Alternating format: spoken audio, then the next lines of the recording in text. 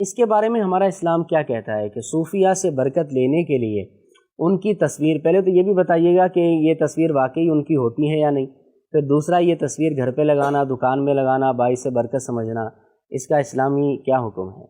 دیکھیے، تصویر کے بارے میں شریعت کا حکم بڑا واضح ہے کہ جو تصویر کسی پیپر پہ ہے یا کسی مجسمے کی صورت میں ہے وہ تصویر حرام ہے۔ صحیح، وہ تصویر بنانا بنوانا دونوں حرام، اور اس حرمت میں کہ یہ حرام ہے، اس حرمت میں جو بزرگان دین کی تصویریں ہیں وہ یوں کہہ لے کہ وہ ڈبل حرام ہے۔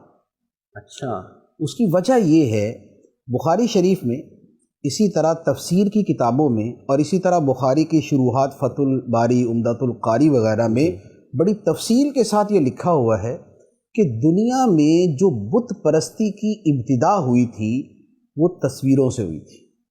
اللہ، حضرت نوح علیہ السلام سے پہلے کے زمانے میں جب ان کے کچھ نیک لوگ فوت ہو گئے تو لوگوں نے کیا کیا کہ ان کی محبت کے اندر شیطان نے ان کو آ کے کہا کہ بھائی اتنی محبت ہے تو تصویر بنا کے پاس رکھ لو، اچھا، دیکھتے بھی رہو گے، وہ بھی ہوتا رہے گا، دل کو سکون ملتا رہے گا۔ انہوں نے تصویریں بنا لی۔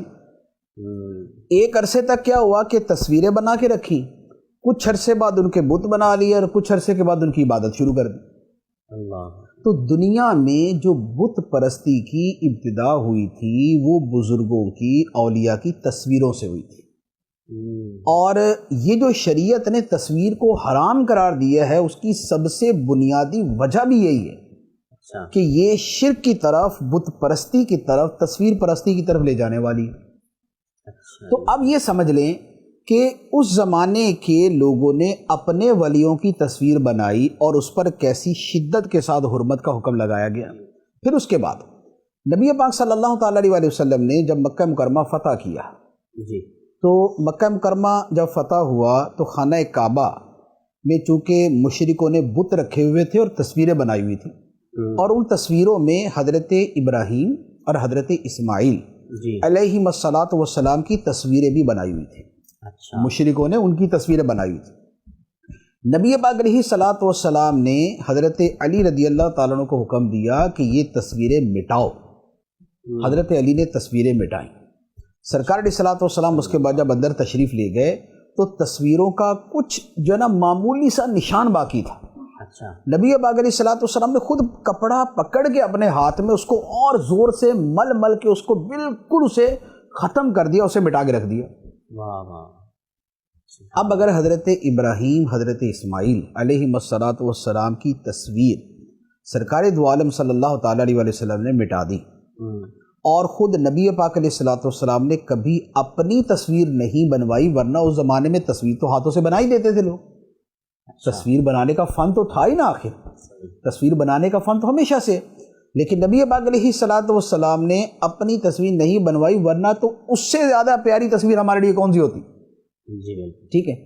اچھا، یہ تصویر کا جو فن ہے یہ غوث پاک کے زمانے میں بھی تھا، تو کیا غوث پاک نے اپنی تصویر بنائی کہ چلے مرید جو ہے وہ تصویر لگا لیں گے، برکت بھی ملتی رہے گی اور بھی بہت سارا فائدہ؟ نہیں کیا۔ تو تصویر جو ہے وہ اول تو یہ ہے کہ یہ جتنی تصویریں ہیں یہ ویسے ہی جھوٹی ہیں۔ غوث پاک کی کوئی تصویر نہیں ہے، داتا صاحب کی کوئی تصویر نہیں ہے، لال شہباز قلندری کی کوئی تصویر نہیں، سلطان باہو کی کوئی تصویر نہیں ہے۔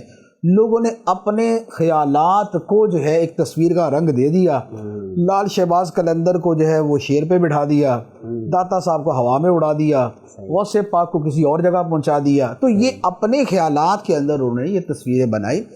سب سے پہلی بات تو کہ یہ تمام تصویریں فیک ہیں، جعلی ہیں۔ دوسرے نمبر پہ اگر یہ 100% اصلی بھی ہوں، جیسے ابھی قریب زمانے کے کئی اولیاء کرام کی تصویریں موجود ہیں، تو یہ تصویریں بھی یوں گھر میں لگانا، سجانا، دیوار پہ رکھنا، دیوار پہ لگانا، یہ سب صورتیں حرام ہیں، اور اس کی وجہ سے کوئی برکت نہیں، اس کی وجہ سے کوئی برکت نہیں، بلکہ جس جگہ، جس گھر میں تصویریں یوں لگی ہوتی ہیں اس گھر میں رحمت کے فرشتے داخل نہیں ہوتے، یہ حدیث مبارک میں فرما دیا گیا۔